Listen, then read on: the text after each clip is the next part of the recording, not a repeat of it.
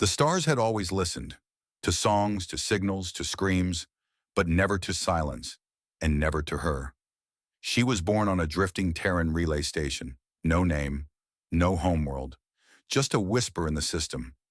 Records marked her as untuned, mute, defective, human, but off. Until one day she spoke, just one word, and 17 star systems went dark. Not from weapons, from response. The council demanded explanation. The emissaries found none. The silence wasn't empty, it was listening. She was found drifting. A silent cryopod adrift in the dusk of a neutral fringe sector, where no one was supposed to be. The beacon had long since burned out. The pod itself had no markings, no registry, no origin tags. Just one occupant, a human girl, frozen in stillness.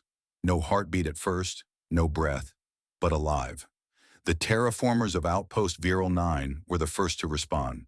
Scavengers, not saviors. They expected salvage. Instead, they found Kira. She was barely 6 years old. No ID chip, no cryo birth certificate, just a medical tag encoded with static and an impossible note. Do not wake. They woke her anyway. Kira opened her eyes and said nothing. She didn't scream, didn't cry. She just looked at them. Through them, they tried everything. Language training, neurostim therapy, even soft AI tutoring. She wouldn't speak. Not couldn't, wouldn't. Her brain scans were normal. Her vitals balanced. She just chose silence. The terraformers weren't cruel, just confused. They raised her on nutrient packs and recycled air, gave her old books from before the collapse, a name from an ancient Terran fairy tale. Kira, the girl who walks with storms. They told her stories of the stars, of Earth, the dead world. She just listened, always listening. But Kira wasn't normal. Birds followed her, even when there were no birds. One day a feral dog wandered into the perimeter, snarling, starving. It walked up to her, laid down, and died peacefully at her feet. Another day the perimeter drones all shut down for 6 minutes when she passed beneath them. No cause found. The terraformers began to whisper. Some feared, some believed, but none interfered. They let her walk alone when she wanted. They made sure the cameras near her cabin always malfunctioned, because machines near Kira had a habit of breaking, or worse, remembering. When she was 10, a rogue AI sliver from the old Dominion scanned the outpost. Routine infiltration sweep. It passed over every inhabitant, tagged them, logged them, continued, until it found her, until it tried to scan Kira. The AI didn't crash, it screamed. A data scream, raw binary flailing through every nearby relay. Then silence. Its last transmission? Anomaly detected. Error, species flag not found. She is not one. She is many. And then it burned out, literally. The node fried. The uplink melted, gone. Kira stood outside when it happened, just staring at the sky, like she was waiting for something to arrive, or wake. The terraformers held a vote. What to do? Who to tell? In the end, no one did. They didn't send word to the council, didn't log the event.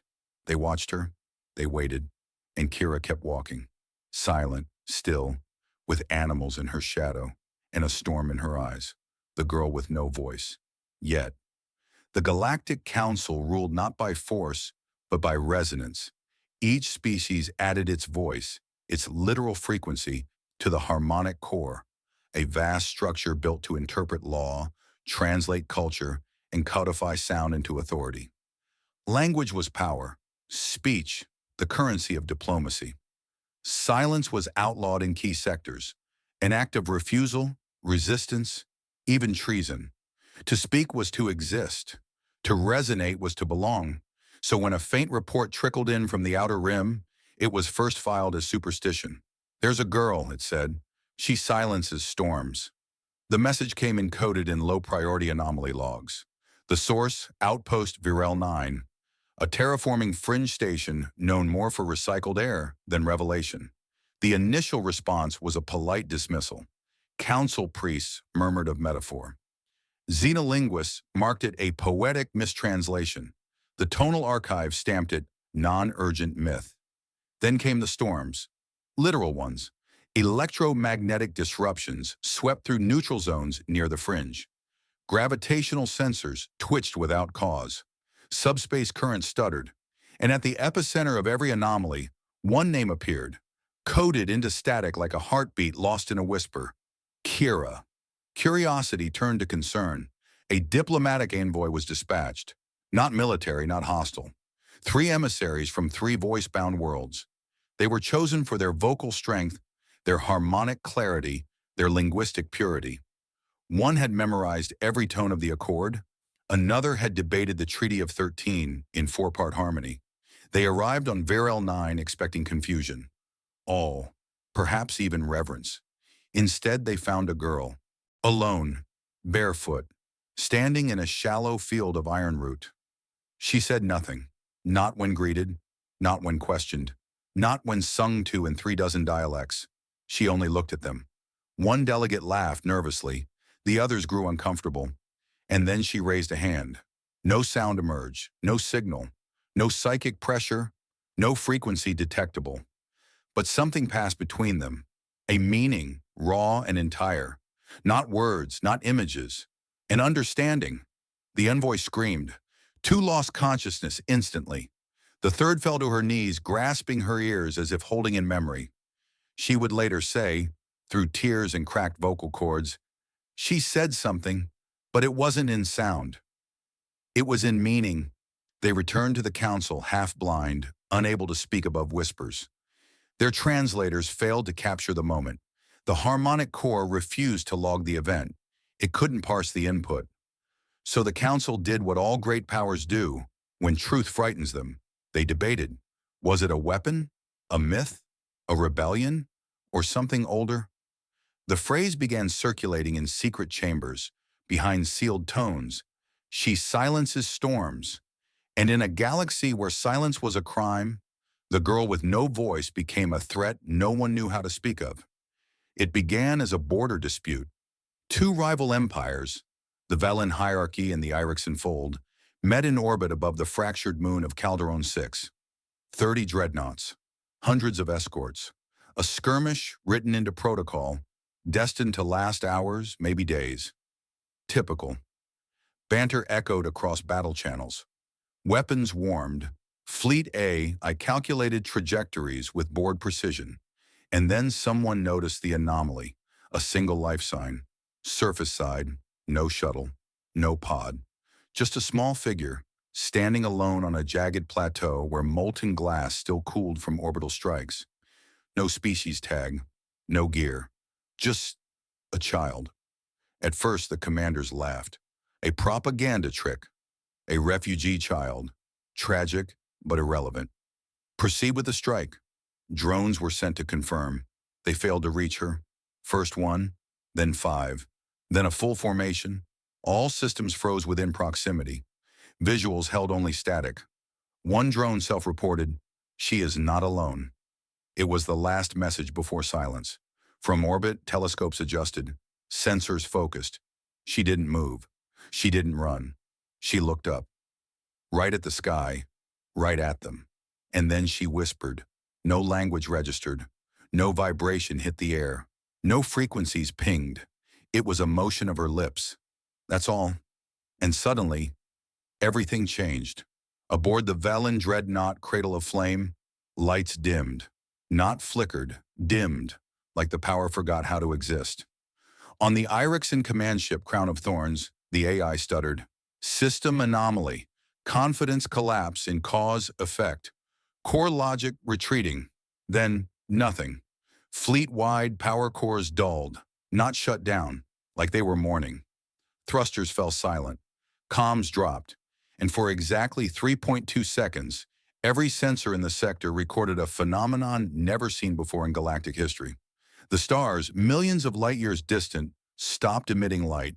Not blocked, not eclipsed. Absent, empty. A silence not of sound, but of existence. Some described it later as a black veil, others as a moment of death.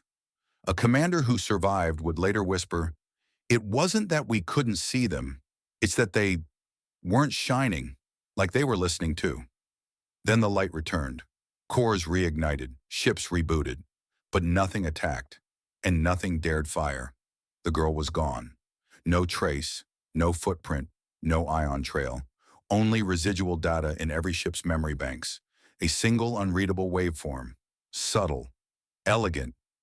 When converted to audio, it produced a single pure note, a whisper beneath silence. It caused two officers to collapse in tears. Three more simply removed their headsets and left. One sang an Earth lullaby without ever having learned it. The council named it the Whisper Event, but none spoke of it openly. Because how do you explain to a galaxy built on command and resonance that a child without sound muted the stars? And worse, how do you admit that in that moment you weren't afraid of her? You were afraid she was only the beginning? The official explanation came within 12 hours. A classified quasar anomaly, they called it. A rare gravitational lensing event amplified by magnetic flux from Calderon 6's shattered core. An unfortunate but explainable astrophysical coincidence. The press releases were crisp, the spokespeople confident, the files locked behind council-grade encryption, but across the galaxy, no one believed them. The light priests of Solthera, whose entire order revolved around stellar communion, disbanded overnight. Their last transmission was a brief sentence. The stars stopped speaking. We were never praying. We were being watched. On the Valen ship Cradle of Flame, now quarantined in low orbit, one engineer began carving spirals into the walls with her fingernails. Not patterns, not art, coordinates. When restrained, she whispered again and again, "She knew my name." She didn't want revenge, just silence. And then she went still. Her final brain scan read like a choir singing itself to death. In Council Sector archives, AI systems began glitching. First, minor anomalies, search queries redirecting to blank entries, timestamps appearing centuries before their logs, metadata looping on its own. Then, entries began writing themselves. New folders appeared, unprompted, labeled her. The voice in void. Calderon correction pending. No AI admitted to creating them. No code could delete them. Survivors of the Calderon skirmish, both Velen and Erickson, were brought in for questioning. Only a few could speak coherently. Most just stared. Those who could talk said the same thing. She was in the dreams. She stood by my bed and looked at me. She didn't touch me. She didn't speak. But I heard her say it. You remember now. That's enough. The Psychic Accord called an emergency summit. For the first time in its history, the doors remained shut. The empaths and neural pattern readers sat in complete silence for 19 hours. When the doors opened, 3 of them were missing. No explanation was given. The rest resigned. Worlds closest to the event began observing strange patterns. Children humming unfamiliar tunes. Pets avoiding shadows. Elderly individuals walking into the sea and never resurfacing, smiling as they went. And still, the council clung to its story. Charts were redrawn. The Calderon sector was marked as a temporary hazard zone. Exploration rights were suspended. Science teams were redirected. Everything was managed, on paper. But in the halls of the harmonic core, the whispers wouldn't stop. A junior archivist logged a private note. They say it was a fluke, but I opened a maintenance hatch yesterday, and on the inside of the panel, someone etched 3 words. She is listening. The council voted to classify it as graffiti, but the hatch had been factory sealed since construction, so they called it containment, stability, control. But across 100 systems, one truth was spreading, not through broadcasts or networks, but through dreams. She had whispered once, and the echo had begun. She did not arrive in a ship. There were no escorts, no fanfare, no sound. Kira simply walked through the stars, through forgotten systems, until she reached orbit above Earth. No one saw her travel. She was not on any manifest. And yet there she stood, barefoot, small, and utterly silent above a world the galaxy had long stopped naming. Earth. Once luminous, once loud, now quiet. A sphere of cloud-choked green, slow tectonics, and decaying satellites blinking in half-lives. Most galactic records marked it as quarantined, uninhabitable, or simply lost. The truth was simpler. Earth had rested. Kira stepped through the atmosphere like it was fog. No re-entry burn, no heat signature, just presence. She landed in the ruins of what had once been the United Terran Library of Voice, now overtaken by vine and silence. Dust did not rise as she walked. The ground seemed to move out of respect. Birds followed her. Machines hidden in the old soil stirred, whirred, then fell respectfully still. At the foot of the cratered valley known in old maps as Old Geneva, a set of stone stairs waited, carved not by time, but by memory. Kira descended them. At the end stood a wall. No doors, no metal, just stone. Black, veined with quartz, pulsing with something deeper than electricity. Etched into its face, 12 glyphs, each a symbol that once stood for something now forbidden. Not in law, in consequence. Glyph 1, first word ever spoken by a Terran. Glyph 2, the scream that ended the Martian rebellion.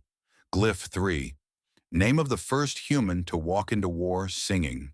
Glyphs 4 through 11, buried doctrines, fallen alliances, weapons that were not weapons, but truths. The 12th glyph had no name, only shape. Kira stepped forward.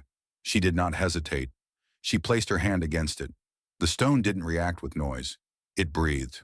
A low exhale, not from machines, but the earth itself. The wall dissolved into dustless air. Behind it, the codex vault.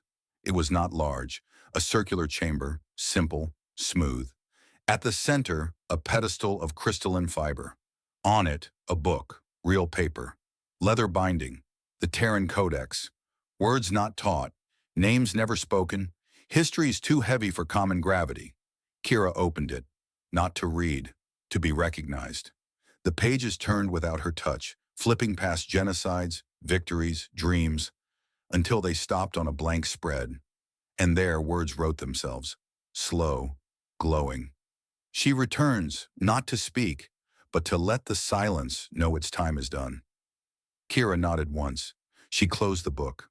Then one by one, the lights across Earth turned on. In the deep oceans, forgotten geothermal relays pulsed. In the desert, buried fusion roots hummed awake. Satellites blinked once, then held steady. And beneath the ground, in bunkers untouched for centuries, a single phrase began broadcasting. The voice has returned. The child of memory walks. The silence ends. Kira sat beside the codex, not to command, not to teach, but to wait, because she knew the galaxy would come, not with weapons, but with questions, and Earth would finally answer, not in war, but in something far more dangerous. Truth. Long before the fall, before Earth went quiet, before silence became sanctuary, there was the final order of Terran protectors. They were not warriors, not scientists, not even leaders. They were wordsmiths, linguists, poets, judges, philosophers, those who understood that power did not reside in force or numbers or fleets. It lived in meaning. They were chosen not for strength, but for precision. Trained in ancient cathedrals of resonance and neurotone, they learned how to encode intent into sound, to lace truth into rhythm, to forge language into structure. Their directive, preserve what cannot be replicated. The Wordsmith Protocol was Earth's final defense system, not a shield, not a weapon, a legacy etched not in code but in words that could not be unspoken once spoken. Each wordsmith carried a handful of these words, not many, just enough. Words like remember, forgive, never, home, and above all, enough. Each Terran child was taught that words had weight, that a name could bless or destroy, that a promise was heavier than gravity. Most forgot, but not Kira. In the vault, when the Earth awoke, the protocol recompiled, not in a server, not in code, in her, not by chance, by design. Kira was not just a child, she was the final vessel, the living wordsmith. Her silence had never been absence. It was incubation, waiting for resonance, waiting for a galaxy too loud to hear itself fall quiet, waiting for the right moment. When she whispered, Enough on the battlefield, it was not a scream, not defiance. It was a closing clause, a linguistic ceasefire encoded with meaning across every culture Earth had ever known. A word weighted with every Terran mother who buried a child, every soldier who sang as they bled, every last plea whispered into the void. It traveled faster than sound, farther than light. Empathic sensors on Council warships registered the phrase as grief magnitude 9.4. Psychics went blind. Oracles fell to their knees. Worse still, the word echoed backward, through time. Old Terran black boxes suddenly played new logs. Logs from before the collapse, before the silence. And in those recordings, Kira's voice was already there, saying that same word, enough. In a universe driven by conquest, expansion, dominance, the Wordsmith Protocol was an act of defiance, a reminder that some wars are ended not by victory, but by the refusal to continue speaking the language of harm. Alien linguists began reevaluating their history. Certain ancient dialects, believed extinct, now reacted to Kira's tone. An extinct species, the Koran, registered a planetary neural awakening when her voice was replayed. A council diplomat collapsed after muttering, "That one word, it apologized for us before we ever erred." The galaxy had feared human weapons. It had forgotten their words, forgotten what it meant when humanity chose to mean something. And now Kira stood, small, calm, with galaxies turning their eyes toward her, not for what she would do, but for what she might say next. Because in her voice was not just memory, it was architecture, of sorrow, of boundaries, of forgiveness. And if she chose another word, the galaxy would listen, because now it understood the silence was never weakness. It was waiting for language worth breaking it. It began with silence, not sudden, not violent, just the kind that felt like breath held across the stars. No sirens, no invasion, no countdown, just stillness, like the universe had leaned in to listen. Across the Seldari hegemony, fleet command centers froze. Every targeting system blinked amber. Weapons powered down, not from failure, but refusal. AI cores returned strange logs. Conflict protocol decline. Directive error. Command lacks meaning. We heard her. Technicians ran diagnostics, found nothing. But their hands trembled anyway. On the border moons of the Althari vortex, 3 admirals signed joint resignations. They sent a single sentence with it. We were taught to command with volume. She answered with gravity. One detonated their ship, empty, symbolic, a gesture of regret. Another built a garden in the launch bay. The Covenant of Steel, long known for genocide-for-profit campaigns, held a press briefing, but the commander never spoke. He cried for 12 minutes, then walked into the sun. The Drell-Keth Syndicate tried to rally its mercenaries, sent encrypted messages, mobilization orders, threats. Their tactical AI, once designed for ruthless efficiency, replied, "Your aggression has been archived." Her whisper was enough. "We do not honor fear anymore." Then it turned off. In the core council chamber, panic turned to denial. "We are still in control," they insisted. "We still hold the vote." But their comms lit up, not from allies, not from enemies, but from nothing, static at first. Then, phrases, whispers, repeated gently, like a mother shushing a child. "You had your say. Now it's hers."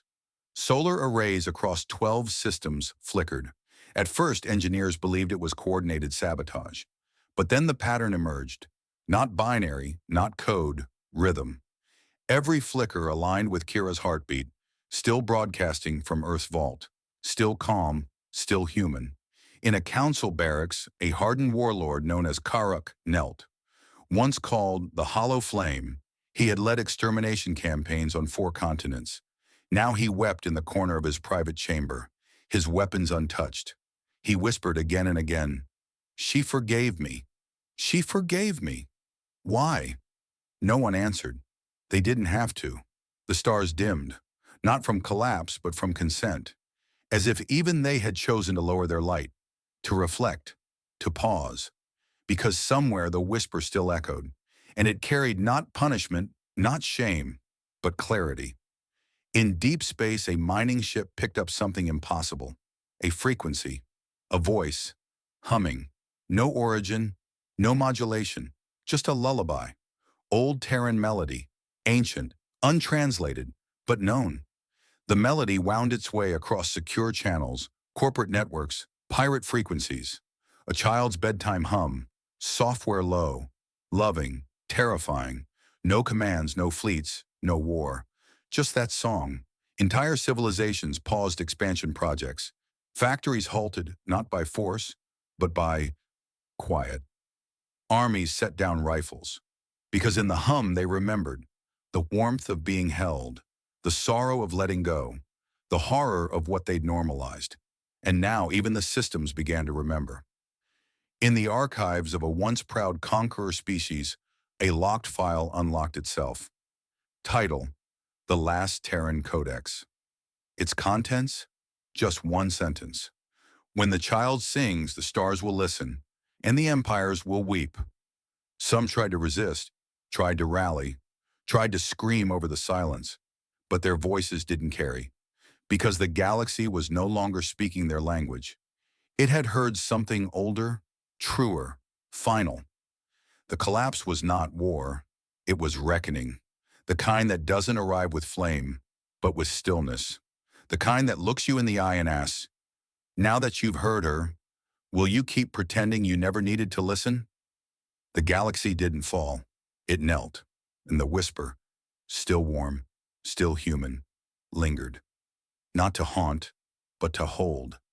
Kira did not stay to rule. She did not stay to teach. She simply walked, back into the dark between stars, back into the silence that once held her. No ceremony, no procession. Only the hush of systems recalibrating their rhythm around the absence she left behind. In the weeks that followed, something strange happened.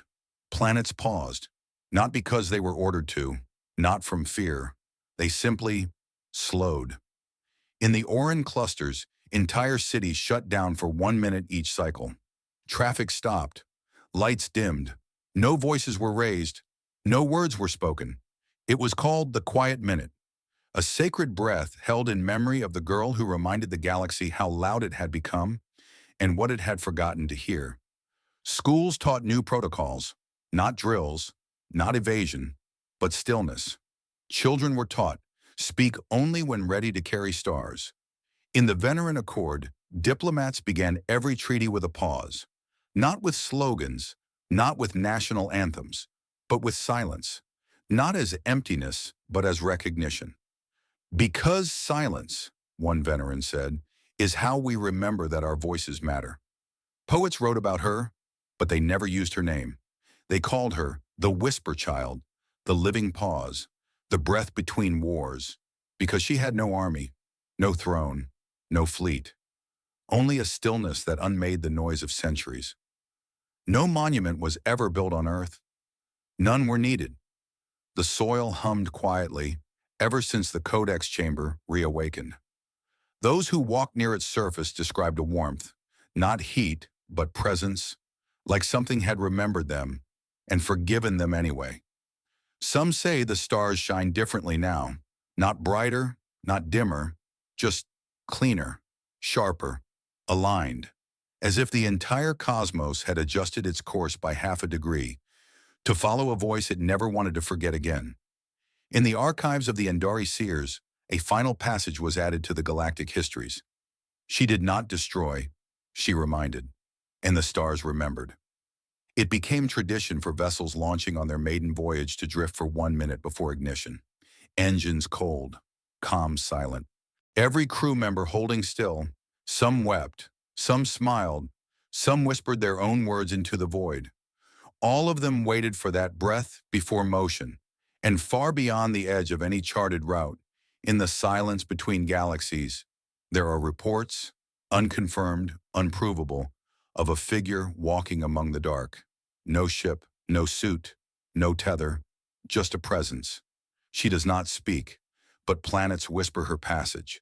Black holes ripple subtly in her direction, and gravity itself tilts as if bowing gently in her wake. Some scientists tried to explain it: dark matter anomaly, quantum resonance echo, residual Terran genetic imprinting on subspace fields. But the rest of the galaxy had stopped asking how. They were too busy remembering why. In time, her story faded into near myth, as all real truths do. But across the stars, in thousands of languages, when a child asked why the quiet minute was still kept, why we pause before we build, why we breathe before we burn, they were told the same thing. Because once, a girl with no voice walked into the stars and taught us how to listen.